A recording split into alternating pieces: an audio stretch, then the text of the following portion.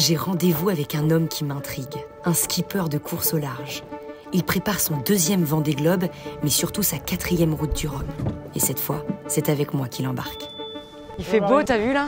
C'est le bleu avec nous, ouais. Est-ce que tu sais où on va? T'as une petite idée, non? On te l'a dit, non? Zodiac, départ de Port-la-Forêt. Ouais. Ça sent bien les petites îles, non? Ça sent bien les petites îles paradisiaques que tu connais par cœur, non? Ouais. Tu désamarres et on y va? Allez, go. Let's go. Oula. C'est le bateau de Jean Le Cam, ça. Ouais, je sais. Tchou.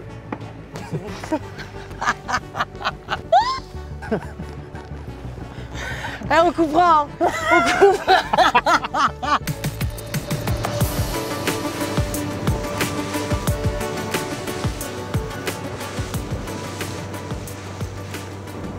Est-ce que tu sais pourquoi, Damien, je t'emmène ici ou pas?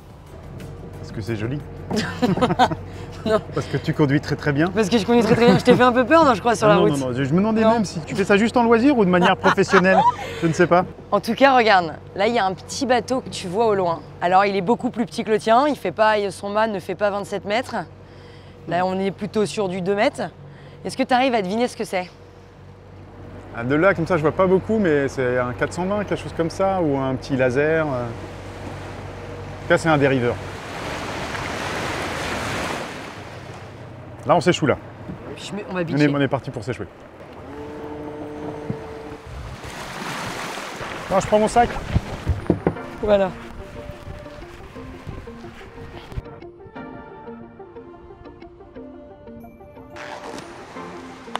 Regarde, elle essaie de rentrer dans un 36.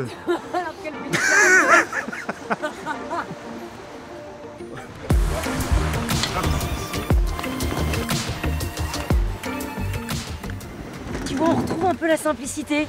Il n'y a pas besoin d'avoir plein d'entrées, de sorties, le même boot pour les mêmes choses. Eh oui, il n'y a pas de colonne de winch. Bien l'écoute de GV. Sur le bateau, il faut tenir l'écoute de grand voile d'une main et la barre de l'autre. Ouais. Forcément, quand tu n'as qu'une main, il faut que tu te débrouilles. Donc quand tu es tribord à mur et que tu dois tenir le stick, du coup, je le tiens comme ça. Là, j'ai qu'à passer. Et là, avec la force du poignet. Avec le poignet, en fait, je tiens le stick comme ça. Alors, évidemment, je suis de l'autre côté du bateau. Et ça me permet de barrer. Et ça vient du padré. Ça vient de mon papa. On a bidouillé ça dans le garage et depuis, c'est toujours sur mes bateaux. À chaque fois, tu mets ça. Bah ouais, c'est simple, efficace avec un gaffeur et puis c'est parti quoi. En fait, si je l'ai pas, je peux plus difficilement naviguer tout seul quoi. Et avec l'écoute en fait, quand tu dois prendre l'écoute de la main gauche, comment tu fais? Et quand je prends l'écoute de la main gauche, en fait, alors, vous prenez ça avec la main comme ça pour pouvoir tirer. Moi en fait, je fais ça, petite astuce en fait, une demi-clé et je tire par dessus. Donc là, on peut imaginer que le boot en fait, ça me fragilise un petit peu la peau et du coup, on a aussi fait ça avec mon papa. Il m'a inventé ça, on va dire. C'est un manchon néoprène et par-dessus, il y a de la chambre à air de pneus, quoi. Donc moi, je l'enfile comme ça et la chambre à air, c'est antidérapant. Et du coup, là, donc ça évite... faire la même chose, ça évite que je m'abîme la peau. Mais en fait, t'es avantagé, quoi. Mais ça, il faut pas le dire. Faut pas le dire. Ça, il faut pas le dire.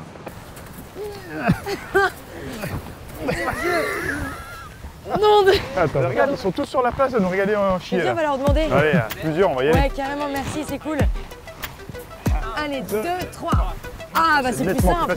T'as pris les muscles, Marine. Ouais, t'as vu un peu?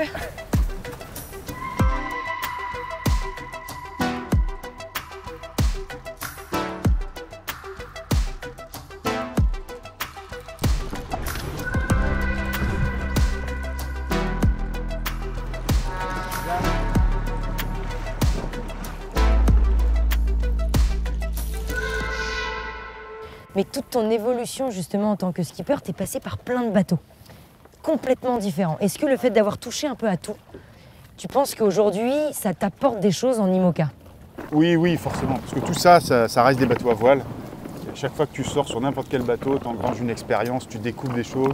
Ça peut être des sensations, ça peut être un réglage, ça peut être un rapport par rapport au vent, etc. C'est un métier où tu travailles beaucoup sur tes sensations. C'est comme ça que tu t'améliores beaucoup. Alors après, plus les bateaux sont gros, plus l'aspect technique et technologique prend de l'ampleur, mais sur les petits bateaux, en tout cas, c'est beaucoup comme ça que ça se passe. Et quand tu parles de sensations, est-ce que tu peux en parler? C'est-à-dire que quoi? C'est-à-dire que quand tu es à la barre de ton bateau, tu ressens les choses, tu ressens quand tu es en train de choquer, quand tu es en train de... Tu ressens les éléments? Ouais, tu ressens là, tu vois, j'ai 2 écoutes dans les mains et je pense que j'ai même pas besoin de regarder les voiles pour savoir comment les régler. Parce que je les sens, je les entends, et c'est ces sensations-là qui sont super parce que quand t'es un peu en harmonie avec ton bateau, quoi. Tu le ressens, là, tu vois, tu le sens gîter, tu peux fermer les yeux, tu le sens gîter dans ton corps, dans la coque, elle te renvoie des informations dans les fesses, tu fais comme ça, tu as le vent sur le visage. Tout ça, c'est des sensations et tu t'en sers forcément à un moment sur d'autres bateaux. C'est ça qui est top.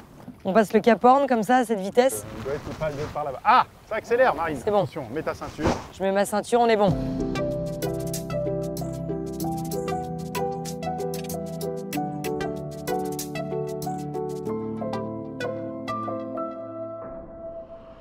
Comment toi t'étais quand t'étais tout petit? Un peu quand t'avais moins de 10 ans, est-ce que tu pourrais décrire ta personnalité? Hyperactif. C'était une vie à 200 à l'heure. Et je pense que j'ai épuisé beaucoup de monde. T'as pas changé quoi? Si, je me suis certainement calmé un petit peu.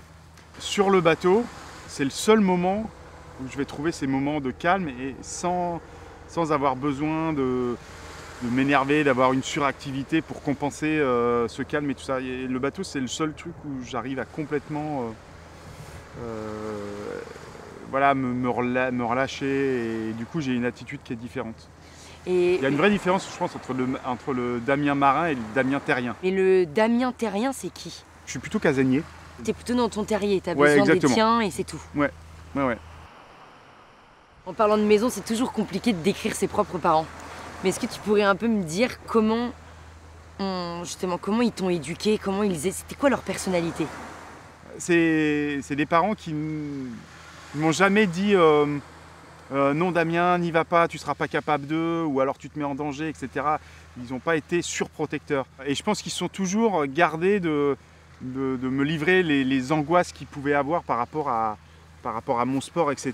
Donc parce qu'avant le Vendée Globe, il y a eu la première Route du Rhum, il y a eu les premiers Jeux Olympiques, enfin, il y a eu plein de choses qui à un moment peuvent te dire bah ouais Damien, est-ce que tu mets pas la barre un peu trop haute, ou alors est-ce que tu te mets pas trop en danger? Et en fait non, jamais. Mon papa était guide de montagne, donc moi dès que j'ai su marcher, j'ai voulu faire comme lui, monter sur, faire de l'escalade. Et ils m'ont jamais dit, mais non Damien, assis-toi là, l'escalade c'est pas pour toi. Dès que j'ai su marcher, j'étais sur un mur d'escalade et c'était débrouille-toi avec ce que tu as, si tu tombes, tu tomberas, tu te relèveras, tu réessayeras.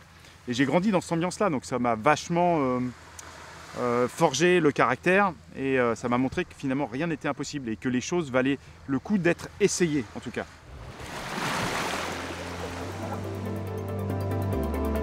Est-ce que c'est possible de changer de monture et de découvrir ton nouvel IMOCA? Eh bien écoute, si tu veux, je t'embarque à Lorient, à bord d'Apicil. C'est sûr que ça va changer de taille de bateau, ça va changer de taille d'effort aussi, mais tu vas découvrir une équipe qui est complètement au service du projet.